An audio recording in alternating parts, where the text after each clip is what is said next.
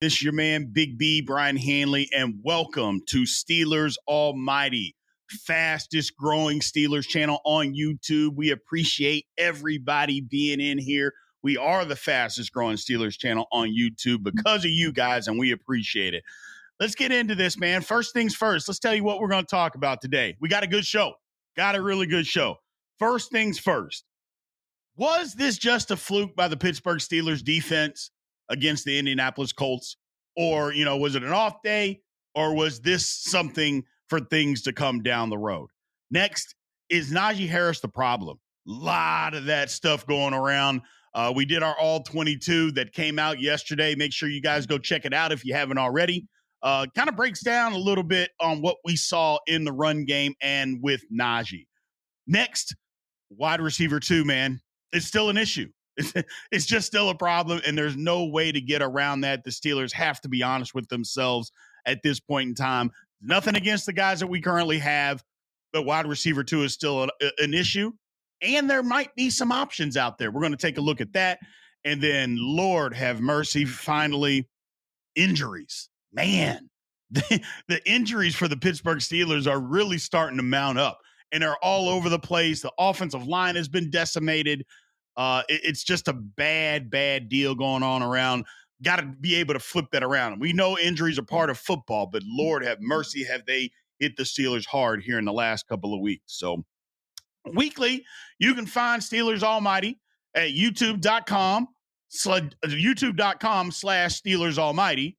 And anywhere that you get your podcast, if you prefer the audio version, anywhere you get it, you can find Steelers Almighty. And then on all Steeler or all social media platforms, Steelers Almighty is available, people. So let's get into the show. Remember to like, follow, subscribe, comment, all that good stuff, man. Let's get after this thing. So first things first, was it a fluke? Against the Indianapolis Colts, the Steelers came in with the number 1 defense in the National Football League. And right out of the gate, the Colts punched the Steelers directly in the mouth. And if we're being honest with ourselves, the defense never really recovered until the fourth quarter. They never recovered until then. Jonathan Taylor, you see the graphic there, 21 for 88. I mean, he had a good day. It wasn't spectacular, but it was still a good day, especially early when they were running the ball a ton. He ran it right down our throat, and there wasn't a whole lot the Steelers could do about it. Joe Flacco, come on, man. The Steelers should be familiar. They never adjusted to what Joe Flacco was doing. He had a big day, 358 yards, 225 through the air, 133 on the ground. I mean, the Colts kind of had their way. Michael Pittman Jr. had his best day of the season, 6 catches for 113. Again, we were never really able to cover up him all day long. It was just not a good day for the Pittsburgh Steelers defense. Now, like I said, they came out and punched us in the mouth, and we never recovered. We were never able to get Flacco off his spot. I understand that initially the game plan was, you know what? We're going to make Anthony Richardson make some decisions with the football. We're going to sit back in this zone and make him read and make him make decisions with the ball. Okay, great. But when he went out of the game, first of all, let's call it what it is. That wasn't working because he was going through us like a hot knife through butter anyway. So that wasn't working. Then Flacco comes in the game. There's no threat of Flacco running the football. None. You know he's going to get the ball out of his hands quickly. You know that's what he's going to do. And the Steelers never adjusted. We didn't adjust. Mike Tomlin even said it. We took too long to adjust to Flacco. Well, isn't that your issue? I mean, what are we doing? I don't know. It just we sat back in that zone, and Flacco picked us apart. It was ugly. The linebackers literally couldn't cover anybody. We couldn't get off the field on third down, not to save our life, but literally the inside linebackers, that was pathetic. Patrick Queen, I'm sorry. At what point is Patrick Queen going to show up? We thought we had it going against the Chargers, and then we revert back. There's a ton of people right now killing Patrick Queen online and all over the internet talking about he's not any good without Roquan Smith. I pushed back against that. I did initially. I thought, you know what? He's a second team all pro and he's got it. Somebody's making these plays. And it was him. Well, could we be wrong? I think it's still too early to tell, but come on, Patrick Queen, too many missed tackles, way too many missed tackles. Not only is he missing the tackles, he's not even showing up, especially against the Colts. He wasn't showing up, people, till 6-7 yards downfield on run plays. I'm like, what? This is not good football. This is not Steeler football here. Peyton Wilson, long way to go. We love him. We love his athleticism. Still got a long way to go. He was getting pushed around in the run game, and he couldn't cover very well, which we thought that was going to be his strength. He's still not great in zone coverage. Elandon Roberts, we know he can't cover. That's always been his issue. He's a thumper. He's a tackler. The Colts just took advantage of him. It was not a good football game. Then you look at the corners. I'm sorry. Joey Porter Jr., that was his worst game as a Pittsburgh Steeler, and I don't think there's any doubt in anybody's mind. Too much separation, dropping easy interceptions, just not playing good football. He just couldn't. It was just a bad game for him. Hopefully that doesn't continue, but we saw it. It was a bad game for him against the Colts, and Dante Jackson didn't look any better. Again, too much separation, bad tackling. I don't know. There's a lot of things that we can say. There's a lot of things that we can try to make excuses on, but at some point we just have to call it what it is. It was a bad outing. Now, the big question is, was it a fluke, or is this a sign of things to come against competent offenses? Because look, as much as we jump for joy about how we shut down the Chargers, the Chiefs shut down the Chargers even more than we did. The Chargers ran for 55 yards against the Chiefs. Okay. And Herbert didn't do what he throw for like 179 or something like that.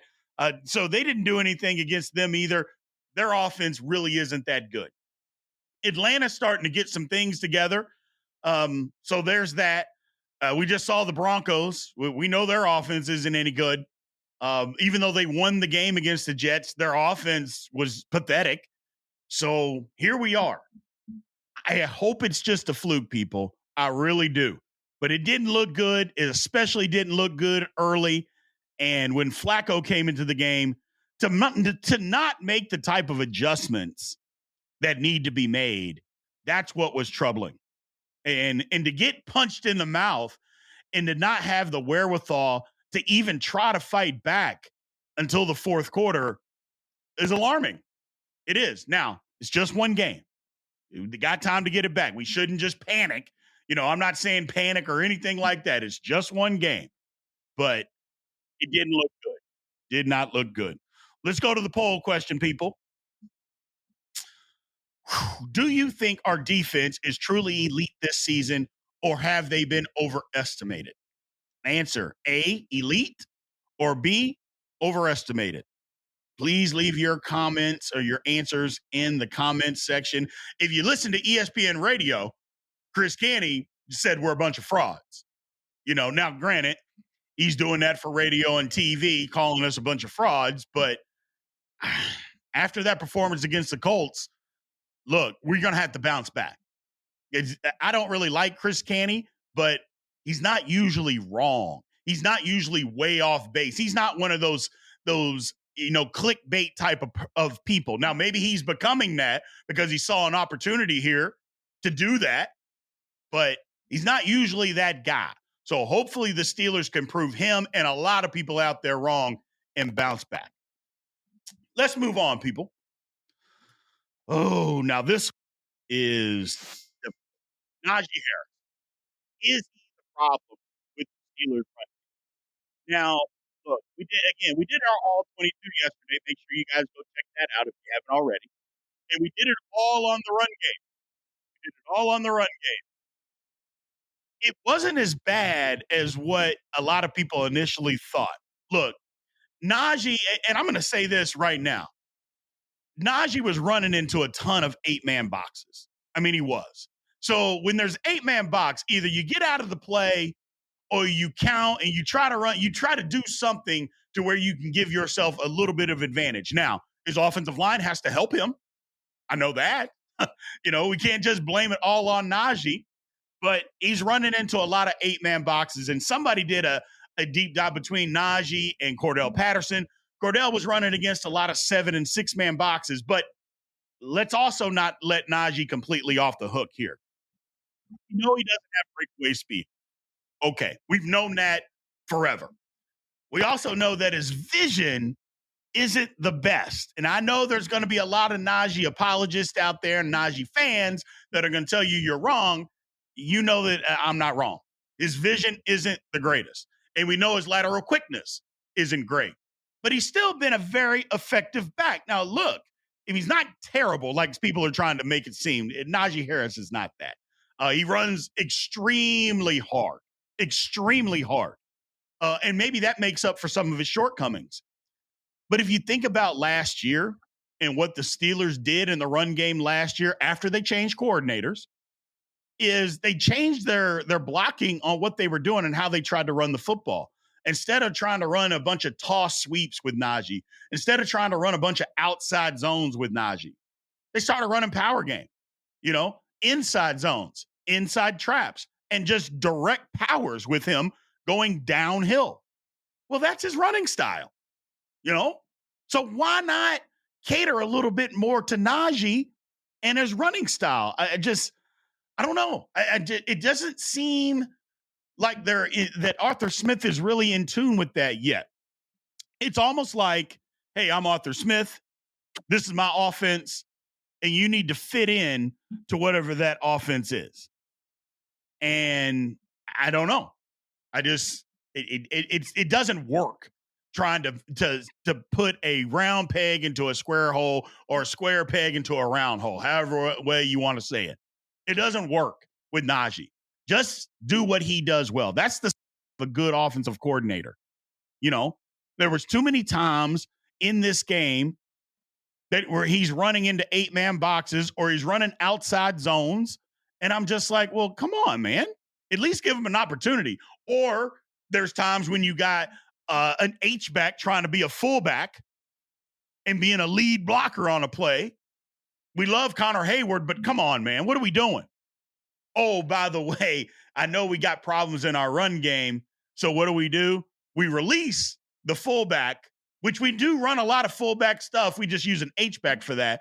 So we release the fullback that's on our team, Jack Coletto, because we need another running back. I didn't understand that move that the Steelers just made. I don't know. I don't know. Like I said, the Steelers run a lot of two-back formations. They just use an H-back for it. For what? If you're going to run two-back, get a fullback in there. But that's not what they do. And I don't know. I think a lot of times Najee pays the price for that. Again, I'm not saying he's the world's greatest running back. I'm not saying that, I'm not even saying the Steelers should have paid him. I'm not even saying that. But I think he gets a bad rap sometimes for what people are saying about him because of certain situations. Line's not helping him a lot, and they're not playing to his strengths. That's all I'm saying, man. Let's go to the poll question here. So, our man Najee Harris. Let's see what we got here. Do you want to see Najee Harris as our lead running back after this season? A, yes to, or B, no to. And we put the numbers after the answers because we got several poll questions. So I want to know exactly what poll question you're answering when you say yes to and no to. So, yeah. Do you want to see Najee Harris as our lead back after the season? Like I mentioned, I'm not saying that. I'm not saying that Najee Harris needs to be that guy. But he's on our team right now. That's what I know. And as long as he's on our team right now, you need to put him in more positions to succeed. That's what I believe. Put him and the offensive line and Justin Fields, the entire offense, put them in more positions to succeed. And if they can, great. If they can't, let's make a change. I get it. But let's not just throw him out the window and blame it all on him. I was hard on Najee directly after the football game, but it wasn't all Najee. It just wasn't, man. It wasn't all him. Let's move on. We're at halftime, people. We are at halftime with the show. I want to thank everybody that has subscribed to Steelers Almighty. We are closing in on 3,500 subscribers. Again, we had just started this channel April 4th of this year, man. So we are cooking, and it is all because of you. Make sure you check out our season schedule. You can see it. Our weekly podcast, again, they come out on every Wednesday. Our report card for the week's games come out on Friday. Actually, it's our scouting report that comes out on Friday. And then live pregame and postgame shows, they come 1 hour before the game. It comes out, and then 15 minutes after the game is our postgame show. Make sure you guys show up for those lives. Those are really fun. And then we have a report card that comes out on Monday, and then our All 22 always comes out on Tuesday. And again, this week, we just did our All 22, came out last night, and it was about the running game. So we're always going to do an offensive line. We usually do some pass plays, but I wanted to break down some of the run stuff this way just for the simple fact that a lot of people were complaining about it, and it didn't look great. So I wanted to break it down and let everybody know it wasn't all Najee Harris, and sometimes it's the circumstances. That's all. So also remember, we got our hotline to call in, to leave your rant, leave your question, comment, whatever you got. That number, 412-444-8390. Again, that number, 412-444-8390. Remember to leave your name and leave your YouTube username so we can play you. We've done it the last couple of weeks. We didn't really get one that we could use this week. So it's got to be legible. Can't be, just profanity laced. So we didn't get one this week that we could actually use. We did get several, but we just couldn't use those. So remember to call in, people. We'd love to get you on the show. Like I said, we always play it on the Wednesday podcast, and I'll respond to exactly what you're saying. Let's move on here. So we're back to this, and I think it's important. We're back to talking about wide receiver number 2. Yeah, we're back. Look, it's evident that the Steelers have an issue opposite George Pickens. Now, again, I've beat this drum, and I'm going to continue to beat this drum.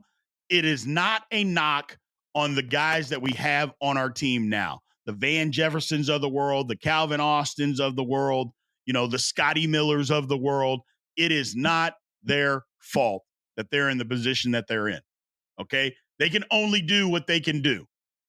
So we're asking them to be wide receiver number 2s when they're not. They're number 3s and they're number 4s. And we're asking them and putting them in a position to be a number 2. And so far, in my opinion, and in most of your all's opinion, it's not really working out. Calvin Austin had a great game against the Chargers. I give him credit for that. But then we turn around and not against the Colts and didn't really have any the first couple of weeks. Now, there's going to be some people out there that tell you he's wide open on a lot of these routes. And I don't think that he is. I don't think Justin Fields is just intentionally saying, I'm not going to throw it to Calvin Austin, even though he's open. And although I'm looking at film, I see that he gets open. I'm just not going to look his way. I don't believe that's the case. However, you do have to give him credit because, again, when given some more opportunities, he has made some plays. But we're kidding ourselves if we're saying he's a number 2 because he's not. And that's just what it is. It's just what it is.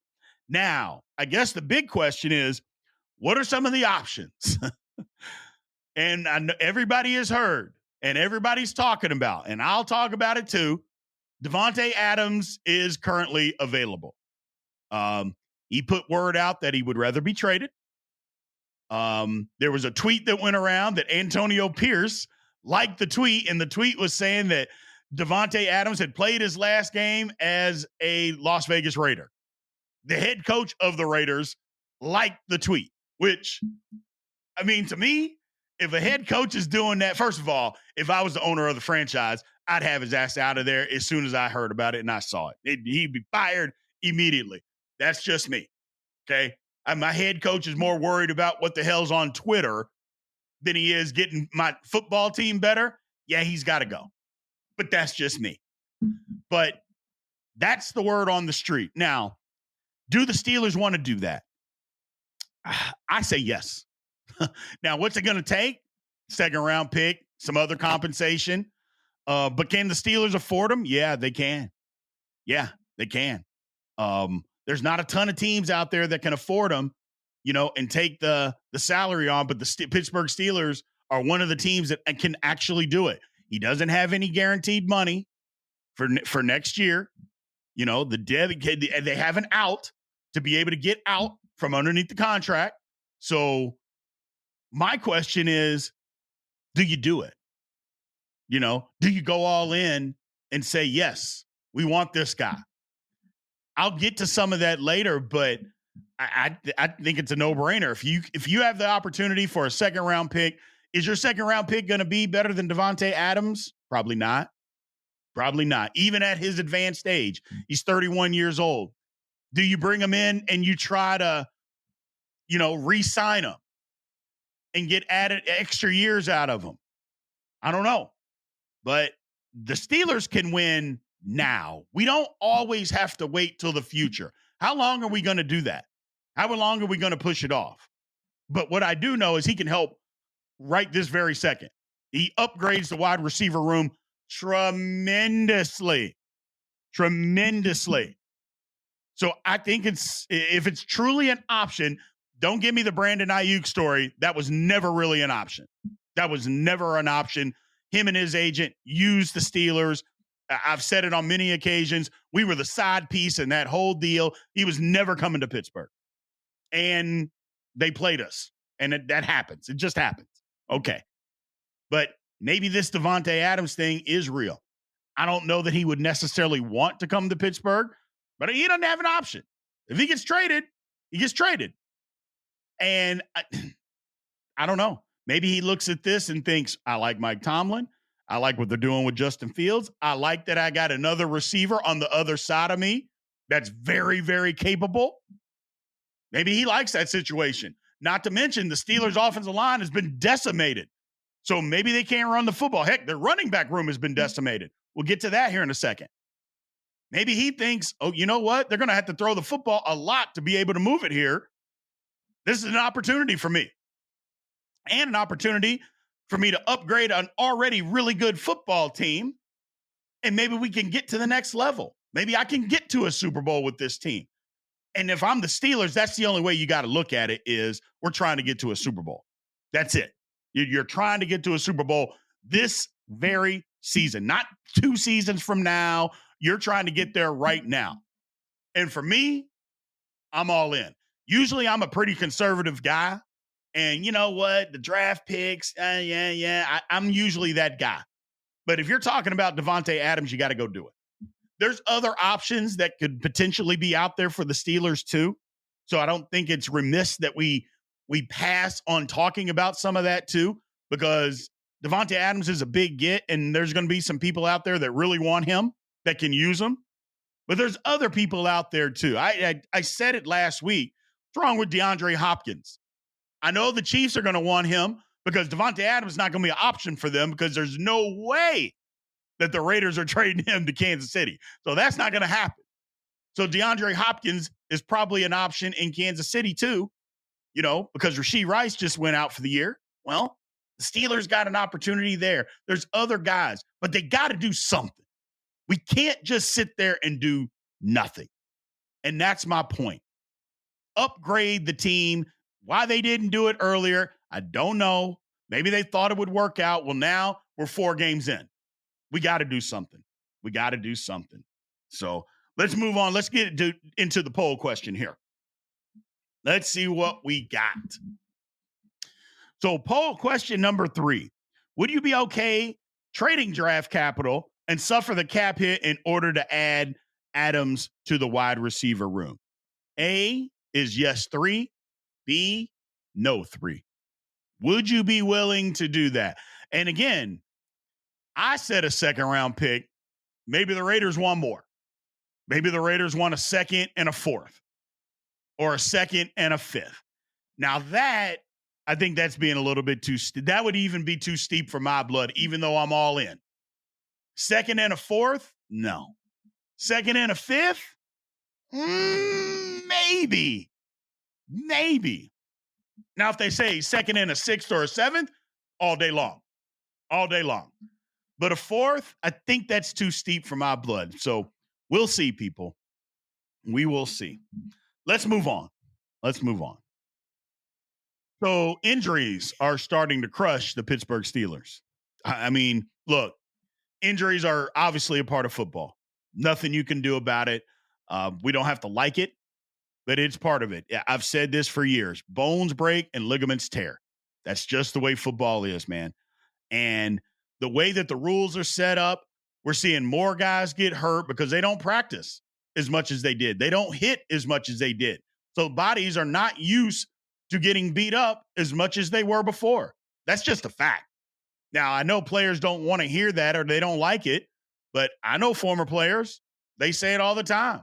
Your body's not used to it, so you get hit. We've seen the soft tissue injuries, the hamstring stuff.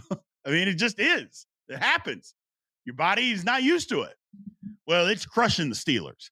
And in particular, it's crushing the offensive line. Look, first off, James Daniels out for the year. Achilles tear. 6 plays into the Colts game. And look, I'll just be honest.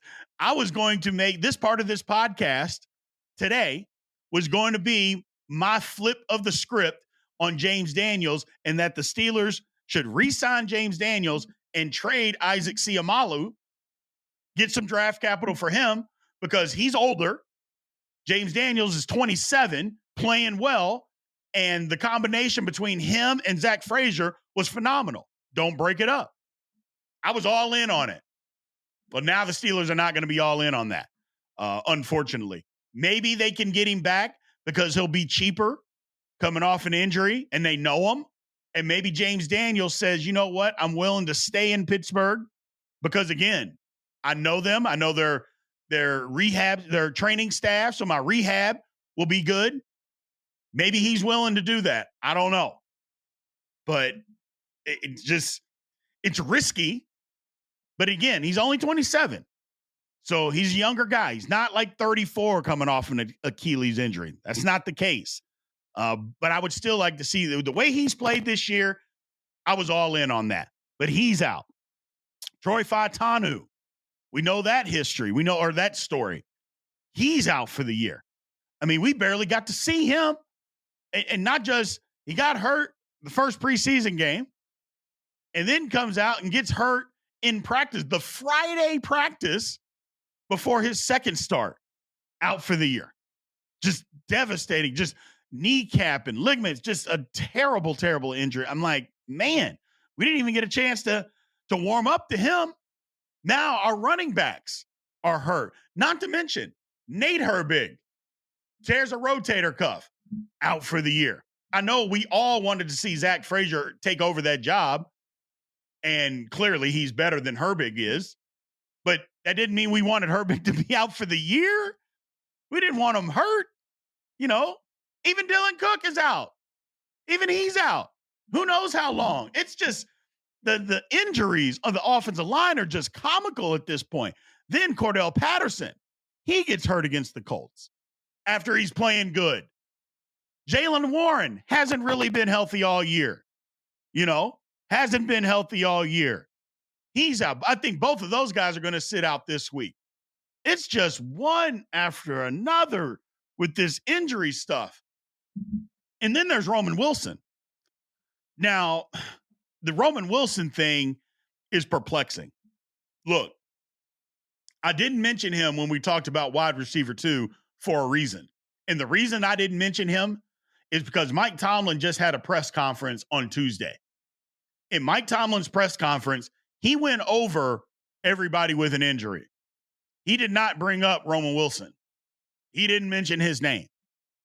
And I don't know. You can read into that if you want. He talked a ton about Russell Wilson, but he didn't mention Roman Wilson at all. And Roman Wilson, people, think about this. He got hurt on July 30th. Not September, not in any time in August. It was July 30th is the day he got hurt. That's 2 months ago. And I get it. High ankle sprains, they're tricky. But he didn't have a surgery that we didn't know about because we've seen him every day. He's been working out, trying to get back. So that wasn't part of the problem. You can't get on the field. We're 5 games into the season. This is now going on 10 weeks, and you can't get in? I don't know. I've heard rumors that it's the playbook that's the problem. If that's it, that Roman Wilson can't get on the field because he's having problems with the playbook, that would be horrendous. Just horrendous. I'm going to go out on a limb and say that's not it. I'm just going to go out on a limb, and I could be totally wrong. I'm going to say that he's just not ready to play yet. That he's just – the other guys have passed him up, and he's just not ready to get on the field. I find that difficult to believe given his physical abilities. But I'm just going to say that because he's missed so much time, he's just not ready to play quite yet. That's what I'm going to go. I'm not going to say that it's a playbook issue, because if it is, Lord have mercy, the Steelers have made a mistake. But I don't think that's it. And again, I guess there's a slight chance that he could still just be hurt, but almost 10 weeks after you hurt your ankle and you don't have – hell, even if he had surgery, he'd be back. I mean, how many guys you seen, they have ankle surgery of some sort and they're back before 10, they're back in 6 weeks. Well, like I said, it's almost 10. And here we are. He still can't get into the game, man. So the injuries are starting to mount. They're starting to crush us. We got to fight back. I mean, nobody wants to get hurt, so nobody's blaming anybody, but the injury guys got to turn for the Steelers, man. They got to turn for the Steelers. So here's the thing that I know, man, as we move on here. Wide receiver 2, it's a position that the Steelers just have to figure out. We can no longer afford, if we're trying to do the things that we're trying to do this season, it can't just be, okay, we're just going to go with the status quo. All right. Or we're going to continue to be what we've always been, slip into the playoffs, get pounded in the first round if we even make it. That's just not good enough for me anymore. And I know it's not good enough for you guys. I know there's some Steeler fans out there that keep saying we're rebuilding. How long are we going to say that? How long are we going to say that we are rebuilding? Why can't we go for it right now? With Justin Fields as the quarterback, why can't we just say, you know what? Here we are. Let's go all in and try to win this thing. Especially if you're talking about a Davante Adams. 2nd round pick for him. Go get it. Go make it happen. Go do it. And just see what happens. Yeah, it's not the conventional Steeler way. It isn't. But I would argue this. Doing it the conventional Steeler way over the last, 10 years, how's that worked out for us? Okay? That's all I'm saying. I'm not trying to bash Steelers history. I'm not trying to bash the way that things have always been done in Pittsburgh. I'm not doing that. But what I am saying is, when's enough? When do we get to change to be better? When do we get to just go all in and try to go win the Super Bowl? Maybe it doesn't work. You're not risking your entire future.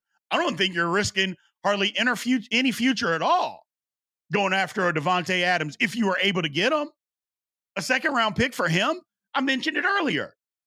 Do you think the 2nd round pick is going to be better than what Davante Adams will bring you right now, even at 31 years old? Do you think they're going to be better than him over the next 3 years? Probably not. I'm not even going to say probably. I'm going to say no, they won't be. So then what are we doing? Again, it takes 2 to tango. Don't get me wrong. So I'm not saying that it's just an easy done deal, but this is the NFL. Nothing's easy, man. Got to go make it happen. Got to go make it happen, Omar Khan. Got to go make it happen. Steelers got to upgrade at that position. We got a need. It's time to do it. We're 4 games in. We see where we're at. It's not going to be sustainable. It just isn't. We can still win games. Don't get me wrong. But we're not going to get to where most Steeler fans, players, coaches, executives expect us to go, just staying at the status quo. Just not going to happen. I appreciate all of y'all, man. That's all we got for you today. Appreciate you guys hanging out with us again, man. We love all of you guys. Thanks for all the support that you have. Remember, like, follow, subscribe, hit the notification bell so you know when all Steelers Almighty comes out. Remember, you can find us on YouTube, youtube.com/Steelers Almighty. Anywhere that you have social media, you can find Steelers Almighty. And then anywhere you get a podcast, if you prefer the audio version of this, please make sure that you subscribe to Steelers Almighty. We appreciate you guys, and aloha.